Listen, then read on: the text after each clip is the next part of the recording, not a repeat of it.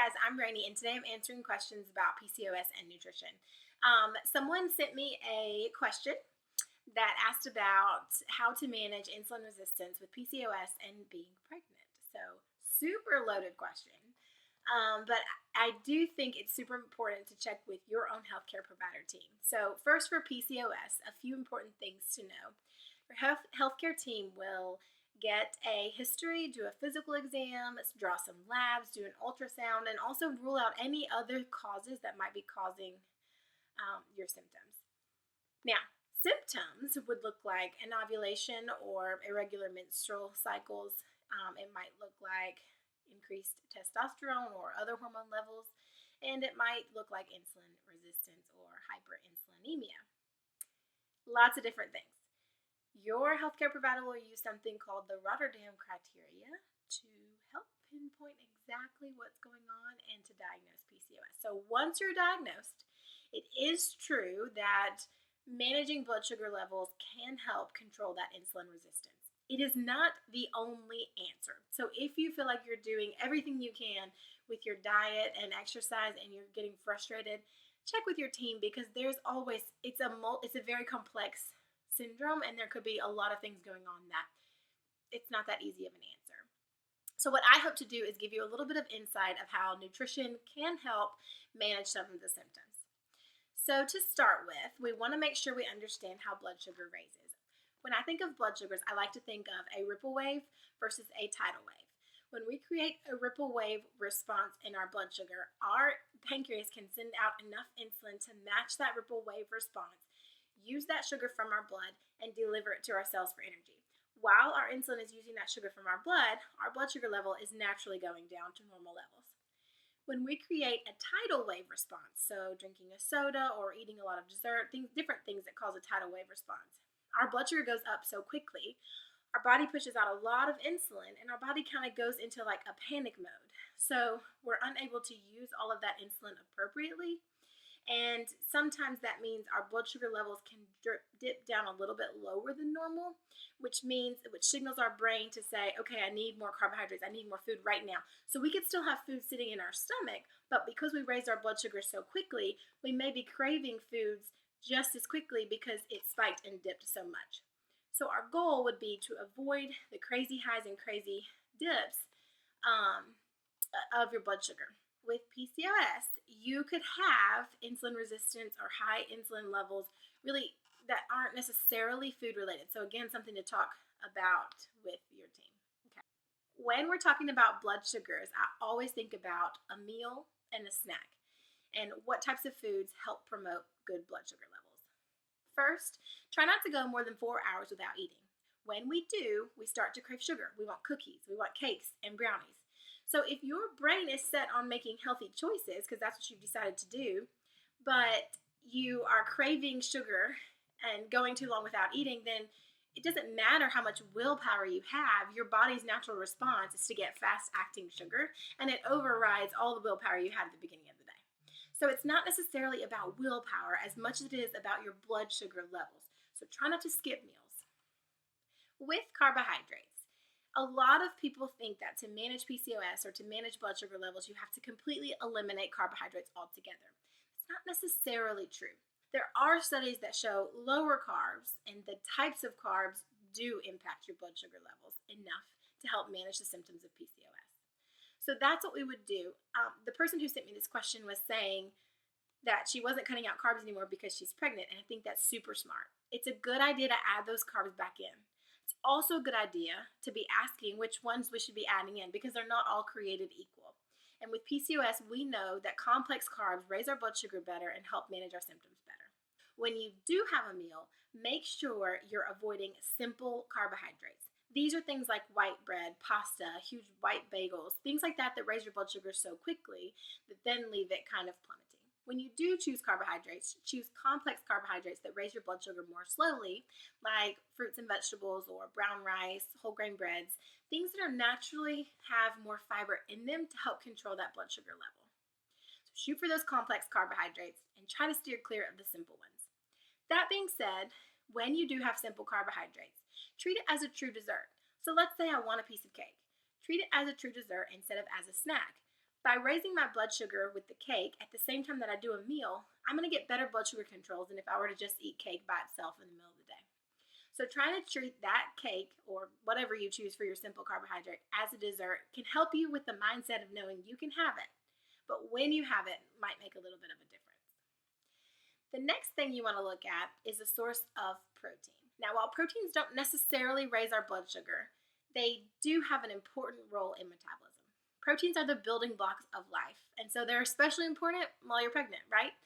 So the main thing with proteins are trying to get a good amount would look about like the palm of your hand. Try to have at least one protein source with each meal to make sure you're getting enough protein for healthy development. Also, protein helps raise your blood sugar more slowly because it takes a little bit longer to be digested. So sugars are digested as soon as they hit your tongue, but proteins and fats have to go into your stomach and be broken down and used before they can be used by the body. So trying to match your protein with a carbohydrate is a good idea. Helps raise your blood sugar just a little bit more slowly. The third macronutrient that's important is going to be fat. Now, omega-3 fatty acids or unsaturated fats are super important for all of us really, but especially in PCOS and especially in pregnancy. What types of fats are unsaturated fats? Just think about plants and fish. So baked, broiled, or grilled fish. Side note, with pregnancy, double check the mercury content and watch that for yourself too. See, there are so many caveats with pregnancy. Everybody is so unique and different. You really have to stay on top of it and kind of talk with your own healthcare teams. Let's say we're adding baked, broiled, or grilled fish. Maybe you have nuts or seeds. Maybe you have avocado, olives, olive oil, peanut butter. Plants and fish are your really good options for unsaturated fats. Now, I would shoot for at least one source of unsaturated fats each day. So maybe that looks like a half an avocado with a taco, or maybe that looks like olive oil-based salad dressing on a salad.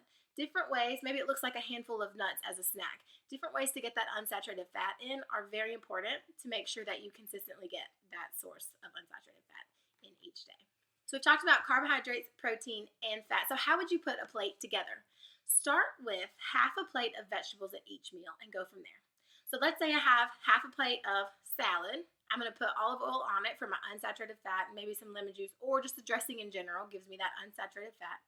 I'm going to move over to my starches group. So we know that a starch is a carbohydrate, raises our blood sugar. So we've chosen healthy versions. We're looking at whole grain, whole wheat products. We're looking at maybe even corn, peas, sweet potatoes, those different types that raise our blood sugar a little bit more slowly, but they still raise our blood sugar. So we want to also look at how much. We talked about not necessarily having to eliminate all types of carbohydrates, but what amount is a good amount for a meal? Typically around 30 to 60 grams of carbohydrate is a good amount to help manage symptoms with PCOS. If you weren't pregnant, I would say stay on the lower end, but with pregnancy, obviously go up to the higher end. Now, just because you're only eating about 60 grams of carbs per meal doesn't mean your calories should suffer. Remember, you get calories from protein and fat as well. So if you're eating 60 grams of carbs per meal, that might not be all of your calories that you need for the day for appropriate growth while pregnant, but you're going to get calories from the avocado or the fat that you've added. You're going to get calories from the protein as well. So it's not all about one macronutrient. They all work together to help you get those calories.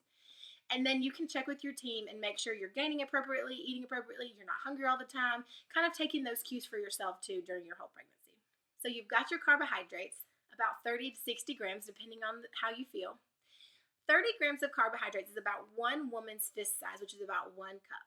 That can help you measure your carbohydrate serving sizes. So maybe you do 60 grams of carbs or 2 cups of carbohydrates, mashed potatoes and corn, or, apple and peas or whatever. So that can kind of help you measure those carbohydrate sources. But what about protein? Remember that a good measurement for protein is about the palm of your hand. So that'll help you get the protein, and even the thickness of your hand could work out too. That'll help you make sure you're getting a good amount of protein. So just to recap, we've got a half a plate of vegetables with a healthy olive oil salad dressing. We've got 1 to 2 cups of a starch, preferably a whole grain starch like brown rice or sweet potato or apples, something to kind of help balance out that meal. And then you've got your protein source. So whether it's chicken, beef, fish, whatever protein you're using, totally fine. So that might be what your meal looks like. Now, 3 hours later, you may decide you're ready for a snack. Remember that we're using our desserts as true desserts, so those are not our snack foods. Take the word snack cake and delete the word snack off of it. It is literally just a cake. It is not a snack. We got to stop treating these things as snacks, guys. So it's just a cake. You can have that with a meal. Give yourself freedom. Make sure you're intuitively eating too and paying attention to how you feel with this food, how you feel at this meal. It really, really matters. Okay, so for a snack, we might have a handful of almonds with an apple, right? So you have your protein and your fat in the almonds, and then you have your carbohydrate in the apple. So you're always trying to think of carbohydrates and protein and fiber and trying to balance them all together. PCOS, gestational diabetes, pregnancy, all these are super deep topics, and every body is so specific that it would be a good idea to talk with someone who knows your body better than just general information. But keep in mind, I do want you to eat healthy. It matters how you feel. It matters the future of your baby. Also hope that I can give you a quick reminder to have grace with your body too in this new and exciting time. Lots of changes are happening. Lots of things are going on. And sometimes you do everything you can nutritionally and you still have a complication that you didn't want. Yes, choose nutritionally dense foods. Stay active as your body can and do the best you can for your pregnancy. Because we do know that even what we eat in pregnancy does impact the child's life later on too. So it is super important. But it's also important to have a lot of grace with yourself.